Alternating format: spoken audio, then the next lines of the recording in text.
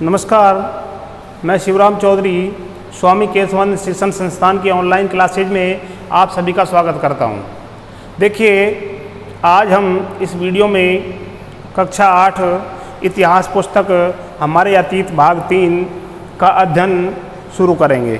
ठीक है,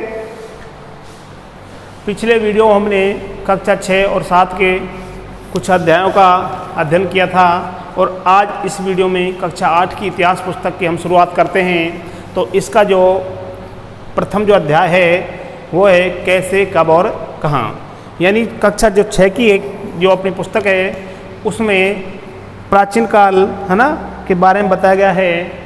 कक्षा 7 की जो है उसमें मध्यकाल, और जो अपनी कक्षा 8 की जो पुस्तक है इसमें वर्तमान काल, एक तरह से मॉडर्न जो हिस्ट्री है उसके बारे में हम जानकारी प्राप्त करेंगे। तो देखिए, प्रथम जो चैप्टर है उसका अध्ययन हम आज करेंगे। देखिए इसमें क्या है, कैसे, कब और कहाँ। यानी कैसे, कब और कहाँ, ये किस प्रकार से परिवर्तन हुए है ना, क्या क्या घटनाएं घटी, उनकी हम यहाँ जानकारी प्राप्त करेंगे। देखिए आगे जो बिंदु है अगला वो है तारीखें कितनी महत्वपूर्ण होती हैं। यानी इतिहास में सबसे ज़्यादा योगदान किसका होता है? तारीखों का। हम सब जानते हैं है ना, चाहे किसी शासक का जन्म है ना, या किसी शासक की विजय है, कोई स्थापना है ना, या मृत्यु है, सब में इतिहास में तारीखों का बहुत अधिक महत्वपूर्ण स्थान है। ठीक है, तो हम देखेंगे एक वक्त था जब इतिहासकार तारीखों के जादू में ऐसे ही खोए रहते थे। यानी जब समय जब था तो इतिहासकार जो थे तारीखों के जादू में है ना खोए रहते थे अपने आप में। कब किस राजा की ताजपोशी हुई, ताजपोशी का मतलब उसका एक तरह से उसको राज मुकुट पहनाना है ना, उसका राज तिलक करना। ठीक है, कब कौन सा युद्ध हुआ, इन्हीं तारीखों पर गर्मा गर्म बहसें चलती रहती थी। यानी इतिहासकारों के मध्य आपस में ये वार्तालाप होते थे, बहसें होती थी कि कब किस राजा का जन्म हुआ, कब किस राजा की ताजपोशी हुई, कब कौन सा युद्ध हुआ। इन बातों को लेकर के काफ़ी कुछ मतभेद भी हमको मिलते हैं। जब हम इतिहास की पुस्तकों का अध्ययन करते हैं तो इन बातों में हमको काफ़ी कुछ अंतर भी देखने को मिलते हैं। तो इन बातों को लेकर के इतिहासकारों में आपस में कुछ गर्मा गर्म बहसें भी होने लगती थी। ठीक है, इन्हीं तारीखों पर आम समझ के हिसाब से इतिहास को तारीखों का पर्याय माना जाता है। यानी इतिहास जो है इसके बारे में ऐसा सोचना है कि ये तारीखों का पर्याय है, तारीखों का दूसरा नाम ही क्या है? इतिहास। ठीक है, आपने भी लोगों को यह कहते हुए सुना होगा इतिहास तो बहुत उबाऊ है। आपस में बहुत से लोग जब विचार विमर्श करते हैं, बातचीत करते हैं, तो वो ऐसा कहते हैं कि क्या करें यार, इतिहास तो बहुत उबाऊ है, एक तरह से बहुत परेशान करने वाला है ना, ये सब्जेक्ट ऐसा है, ये बहुत उबाऊ है, बस तारीखें रटते जाओ। क्योंकि इतिहास में तारीखों का बहुत अधिक महत्व होता है, इसलिए यह आम जन को एक उबाऊ एक तरह से सब्जेक्ट लगता है।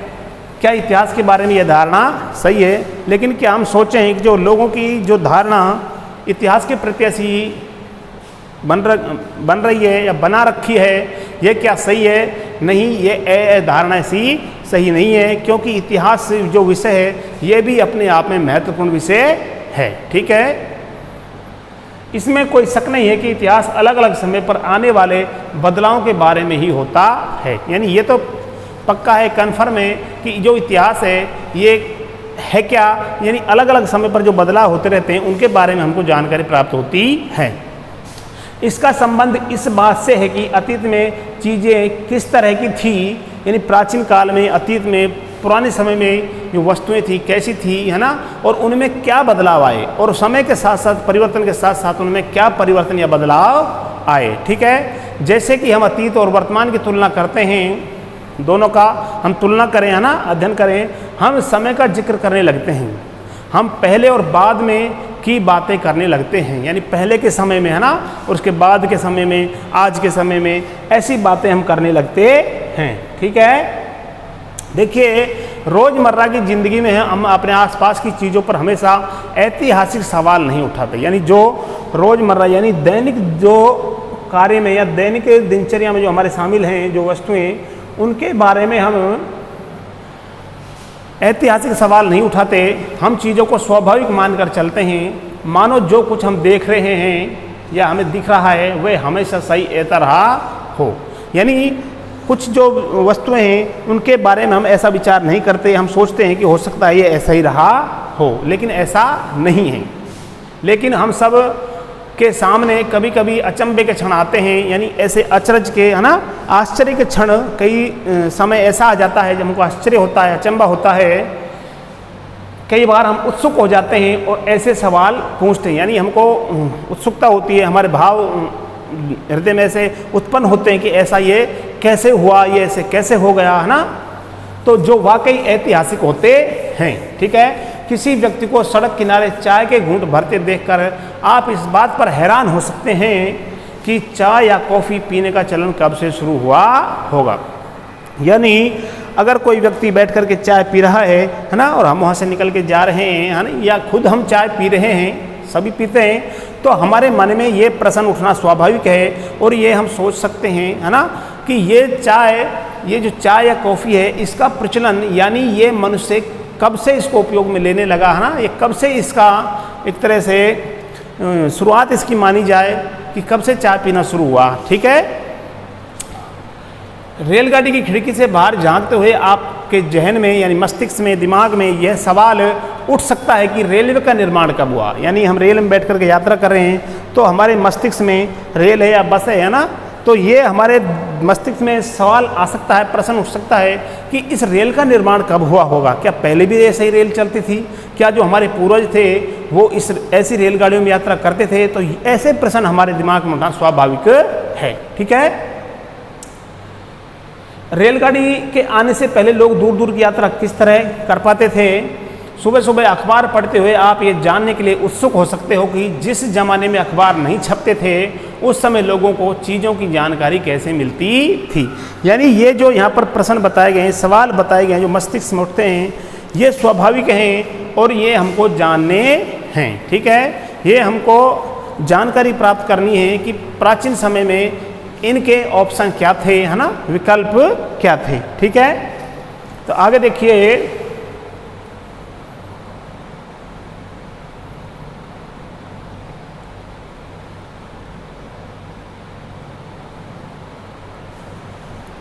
ये सारे ऐतिहासिक सवाल हमें समय के बारे में सोचने के लिए प्रेरित करते हैं, यानी उत्साहित हमको ये करते हैं। जो सवाल हमारे मस्तिष्क में उठ रहे हैं ये हमें इतिहास के बारे में जानने के लिए। ठीक है।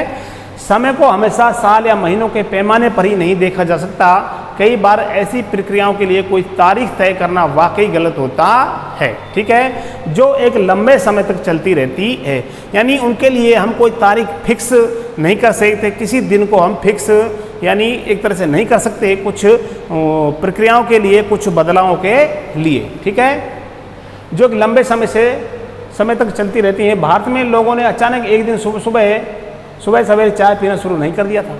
यानी अगर चाय के जब हम बात करें भारत में, तो ऐसा नहीं था कि एक दिन अचानक से ही सुबह सवेरे लोगों ने चाय पीना शुरू कर दिया।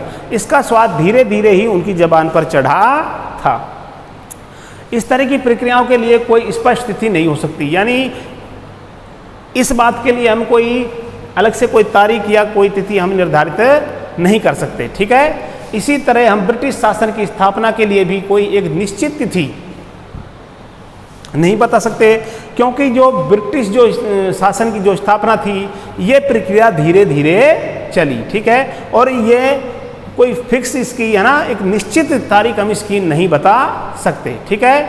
राष्ट्रीय आंदोलन किस दिन शुरू हुआ या अर्थव्यवस्था या समाज में किस दिन बदलाव आए, ये बताना भी संभव नहीं है, क्योंकि ये जो कार्य हैं ये धीरे धीरे अनवरत रूप से चले थे और इनकी निश्चित अवधि बताना, निश्चित तारीख बताना बहुत कठिन कार्य है।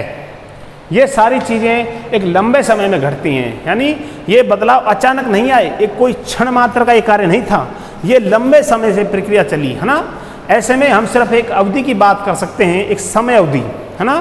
यानी 100 वर्ष पहले, 200 वर्ष पहले, 18वीं सदी में, 19वीं सदी में, ऐसा हम बात कर सकते हैं। एक लगभग सही अवधि के बारे में बता सकते हैं जब वे खास बदलाव दिखाई देने शुरू हुए होंगे। ठीक है, जो तो फिर लोग इतिहास को तारीखों से जोड़कर क्यों देखते हैं? इस जुड़ाव की एक वजह है, यानी कि ये हमको पता है कि निश्चित हम तारीख नहीं रख सकते, लेकिन फिर भी जो इतिहासकार हैं, है ना, कुछ लोग हैं जो इन्हें तारीखों से इतिहास को क्यों जोड़ते हैं, इस जुड़ाव की एक वजह है। क्या कारण है? एक समय था जब युद्ध और बड़ी बड़ी घटनाओं के ब्यौरे को इतिहास माना जाता था, यानी उस समय बड़ी बड़ी जो घटनाएं घटित होती थी, है ना, या युद्ध होते थे तो उनके ब्यौरे यानी उनकी जानकारियों को ही इतिहास माना जाता था। यह इतिहास राजा महाराजाओं उनकी नीतियों के बारे में होता था, यानी कोई राजा महाराजा की जानकारी होती थी उनमें। इतिहासकार यह लिखते थे कि कौन से साल राजा को ताज पहनाया गया, किस साल उसका विवाह हुआ, किस साल उसके घर में बच्चा पैदा हुआ, कौन से साल उसने कौन सी लड़ाई लड़ी, वह कब मरा और उसके बाद कौन सा शासक गद्दी पर बैठा। ठीक है, इस तरह की घटनाओं के लिए निश्चित तिथि बताई जा सकती है, यानी ये जो घटनाएं बताई गई हैं इनके लिए हम निश्चित तारीख, है ना, कन्फर्म डेट हम बता सकते हैं। ठीक है, और इस तरह के इतिहासों में तिथियों का महत्व बना रहता है। ठीक है, आगे देखिए, हम पीछे जो साइड में एक छोड़ करके आए उसको मद्देनजर करेंगे। देखिए, ये देखिए आप, ये चित्र आपको दिखाई दे रहा है ना, इसमें एक व्यक्ति कुछ दूसरे व्यक्ति को कुछ भेंट कर रहा है। देखिए, एक पुस्तक रूप में ये देखिए दे रहा है इसको, है ना, क्या है देखिए, हम इस बारे में जानकारी प्राप्त करेंगे।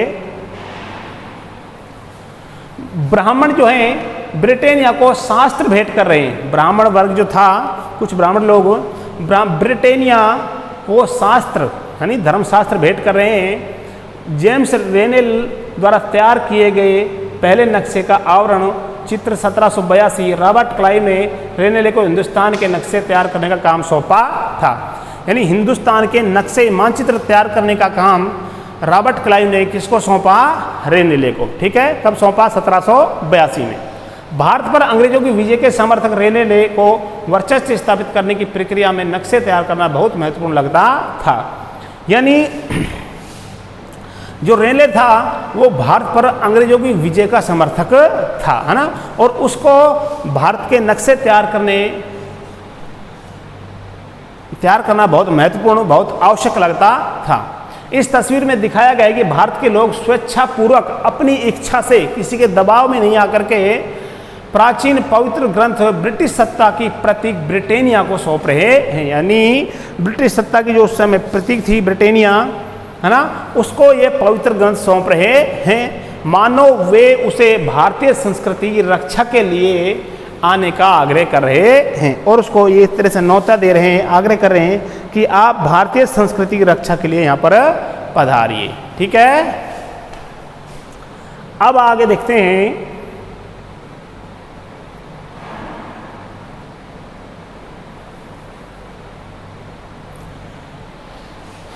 जैसा कि पिछले 2 साल की इतिहास की किताबों में आपने देखा, अब इतिहासकार बहुत सारे दूसरे मुद्दों और दूसरे सवालों के बारे में भी लिखने लगे हैं। वे इस बात पर ध्यान देते हैं कि लोग किस तरह अपनी रोजी रोटी चलाते थे, यानी तिथियों के अलावा, शासकों के अलावा जो इतिहासकार थे दूसरे मुद्दों पर भी सवाल उठाने लग गए, है ना, सवाल उठाने और उन्होंने कुछ लिखे। ठीक है, इस बात पर ध्यान देते हैं कि लोग किस तरह अपनी रोजी रोटी चलाते थे, यानी जीवन यापन किस तरह करते थे, वे क्या पैदा करते थे और क्या खाते थे। ठीक है, यानी उनका उत्पादन जो क्या करते थे और उनका भोजन क्या था। ठीक है, शहर कैसे बने और बाजार किस तरह फैले, यानी शहरों का निर्माण किस तरह हुआ, बाजारों का निर्माण किस तरह हुआ, किस तरह रियासतें बनी, नए विचार पनपे और संस्कृति व समाज किस तरह बदले। यानी ये बहुत सारे जो बदलाव थे ये भी इतिहासकार के मस्तिष्क में उभर करके आए और सवाल रूप लेने लगे। ठीक है, अब देखिए कौन सी तारीखें, अगला बिंदु क्या है, कौन सी तारीखें। कुछ तारीखों को महत्वपूर्ण मानने का पैमाना क्या होता है, यानी एक तरह से कुछ तारीखों को महत्वपूर्ण कैसे माने, है ना, उसका क्या पैमाना है, क्या एक तरह से उसका एक स्तर है जिससे हम उसको महत्वपूर्ण माने। हम जो तारीखें चुनते हैं, जिन तारीखों को हम चुनते हैं, जिन तारीखों के इर्द गिर्द हम अतीत की कहानी बुनते हैं, वे अपने आप में महत्वपूर्ण नहीं होती। वे इसलिए महत्वपूर्ण हो जाती हैं क्योंकि हम कुछ खास घटनाओं को महत्वपूर्ण मानकर चलते हैं। यानी सब जो घटनाएं वो महत्वपूर्ण नहीं होती, उनमें से कुछ घटनाओं को हम महत्वपूर्ण मान करके चलते हैं। अगर अध्ययन का विषय बदल जाता है, अगर हम नए मुद्दों पर ध्यान देने लगते हैं, तो महत्वपूर्ण तारीखें भी बदल जाती है, उनमें भी परिवर्तन तारीखों में हो जाता है। देखिए, एक उदाहरण पर विचार करिए। भारत में ब्रिटिश इतिहासकारों ने जो इतिहास लिखे, उनमें हर एक गवर्नर जनरल का शासनकाल महत्वपूर्ण है। यानी जो अंग्रेजी इतिहासकार थे ब्रिटिश के, उन्होंने जो इतिहास लिखे, उनमें हर एक गवर्नर जनरल, प्रत्येक गवर्नर जनरल का शासनकाल महत्वपूर्ण है ना। ये इतिहास प्रथम गवर्नर जनरल वॉरेन हेस्टिंग्स के शासन से शुरू होते थे और आखिरी वायसराय लॉर्ड माउंटबेटन के साथ ख़त्म होते थे। अलग अलग अध्यायों में हम दूसरे गवर्नर जनरल के बारे में जानकारी प्राप्त करेंगे। जैसे देखिए, अलग अलग अध्यायों में हम दूसरे गवर्नर जनरलों हेस्टिंग, वेलेजली, बेंटिंग, डलहौजी, ये ब्रिटिश गवर्नर जनरल थे, ठीक है ना, जो नाम बताए जा रहे हैं। Canning, Lawrence, Latin, Ripon, Curzon, Harding, Irwin, ये जो नाम बताए गए हैं, ये सब क्या थे, ये ब्रिटिश, एक तरह से ब्रिटिश गवर्नर जनरल थे, के बारे में भी पढ़ते हैं। इस इतिहास में गवर्नर जनरल और वायसरायों का कभी न खत्म होने वाला सिलसिला ही छाया रहता था। इतिहास की इन किताबों में सारी तारीखों का महत्व इन अधिकारियों, उनकी गतिविधियों, नीतियों, उपलब्धियों के आधार पर ही तय होता था। यह ऐसे था मानो इन लोगों के जीवन के बाहर कोई चीज़ नहीं थी जिसे जानना महत्वपूर्ण हो। यानी ज़्यादातर जो पुस्तकें थी, किताबें थी, उनमें इन्हीं का वर्णन ज़्यादा दिया गया, ठीक है। इतिहास की इन किताबों में सारी तारीखों का महत्व इन अधिकारियों की, उनकी गतिविधियों, उनकी नीतियों, उपलब्धियों के आधार पर ही तय होता था। यह ऐसा था मानो इन लोगों के जीवन के बाहर, यानी ब्रिटिश इतिहासकारों ने इनके ही जीवन की अधिक एक तरह से उन किताबों में व्याख्या की है, पुस्तकों में व्याख्या की है, और इससे ऐसा हमको लगता है कि इन लोगों के जीवन के बाहर कोई चीज़ नहीं थी, यानी केवल और केवल इतिहास इन्हीं का था, ठीक है, जिसे जानना महत्वपूर्ण हो, ठीक है। ऐसी कोई वस्तु इनके जीवन से बाहर नहीं थी, ऐसा उनका मानना था, ठीक है। इन लोगों के जीवन का क्रम ब्रिटिश भारत के इतिहास में अलग अलग अध्यायों का विषय बन जाता है, ठीक है। अब देखिए, हम कुछ साइड में देखते हैं। ये देखिए, कुछ चित्र हमको दिखाए गए हैं, है ना। विज्ञापन से भी पसंद नापसंद तय होती है ना। विज्ञापन जो छापते हैं ना हम आजकल, वो एडवर्टाइज,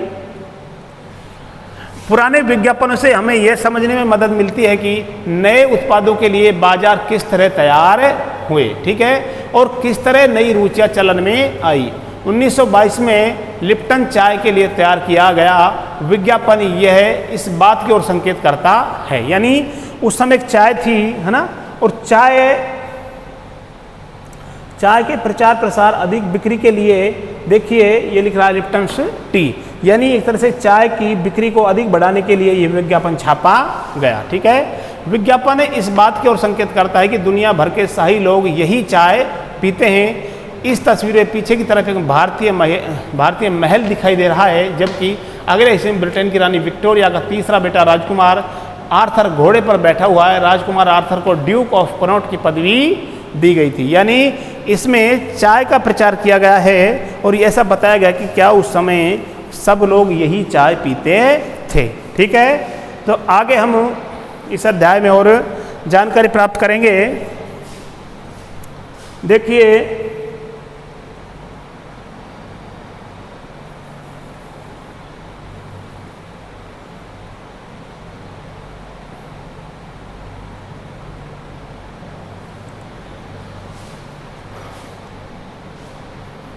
यहाँ तक हमने पढ़ लिया था, विषय बन जाता है क्या हम इसी दौर के इतिहास को अलग अलग ढंग से नहीं लिख सकते हैं। गवर्नर जनरल ने इतिहास के चौखटे में हम भारतीय समाज के विभिन्न समूह और वर्गों के इतिहासों पर किस तरह ध्यान दे सकते हैं। ठीक है, जब हम इतिहास या कोई कहानी लिखते हैं तो उसे टुकड़ों या अध्यायों में बांट देते हैं। अगर कोई कहानी या इतिहास अगर बड़ा है ना, तो उसको हम उसका विभाजन कर देते हैं और उसके टुकड़ों में उसको कुछ हिस्सों में बांट देते हैं। हम ऐसा क्यों करते हैं? ऐसा इसलिए किया जाता है ताकि हर अध्याय में कुछ सामंजस्य रहे, उनमें आपस में मेलजोल बना रहे।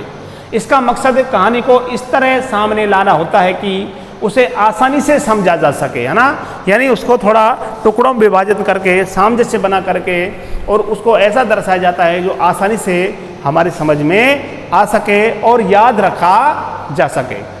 इस प्रक्रिया में हम सिर्फ उन घटनाओं पर जोर देते हैं जो उस कहानी को पेश करने में मददगार होती हैं, यानी जो घटनाएं, प्रमुख जो घटनाएं होती हैं जिनकी वजह से यह कहानी प्रस्तुत हुई, उन घटनाओं पर हम अधिक जोर देते हैं। ठीक है, जो इतिहास गवर्नर जनरलों के जीवन के इर्द गिर्द चलता है उसमें भारतीयों की गतिविधियाँ कोई मायने नहीं रखती। यानी ब्रिटिश इतिहासकारों ने जो इतिहास एक तरह से रचा है, इतिहास की रचना की है, उसमें केवल गवर्नर जनरलों के जीवन की ही व्याख्या की गई है, वो उनके जीवन के ही इर्द गिर्द चलता है, उसमें भारतीयों की गतिविधियों की कोई मायने नहीं रखती। यानी इनके द्वारा लिखित इतिहास में भारतीय इतिहास का या भारतीय लोगों का कोई उल्लेख नहीं किया गया है, उनके लिए वहाँ कोई जगह नहीं होती है, यानी उनको कहीं पर भी नहीं दर्शाया गया है। तो फिर क्या किया जाए? जाहिर है अब हमें अपने इतिहास का एक अलग खाका बनाना पड़ेगा, अलग से एक पृष्ठभूमि बनानी पड़ेगी, है ना। इसका मतलब यह है कि अब तक जिन तिथियों को महत्व दिया जा रहा था वे महत्वपूर्ण नहीं रहेंगी, हमारे लिए नई तिथियाँ महत्वपूर्ण हो जाएंगी। अगर हम इनके इतिहास को एक तरह से साइड में रख करके अलग इतिहास का निर्माण करेंगे तो वो तिथियाँ हमारे लिए महत्वपूर्ण नहीं रहेंगी जो उनके द्वारा बताई गई हैं, और हमारे लिए, हमारे शासकों की तिथियाँ जो है वो महत्वपूर्ण रहेंगी। ठीक है, देखिए साइड में आपको चित्र दिखाया जा रहा है, ये देखिए, ये अंग्रेज का एक चित्र है, वॉरेन हेस्टिंग्स। क्या है? वॉरेन हेस्टिंग्स 1773 में भारत के पहले गवर्नर जनरल बने। ठीक है, इतिहास की किताबों में गवर्नर जनरलों के कारनामों, जीवनियों में उनकी गौरव गाथाओं और तस्वीरों में उनके भव्य व्यक्तित्व को उभारा जाता है। यानी जो इतिहास ब्रिटिश इतिहासकारों के द्वारा लिखा गया उनमें एक तरह से ब्रिटिश जो शासक थे, गवर्नर जनरल थे, उनको ही प्रमुखता दी गई। ठीक है, तो आज के वीडियो में इतना ही। अगले वीडियो में आपसे फिर मुलाकात होगी, तब तक के लिए धन्यवाद, नमस्कार।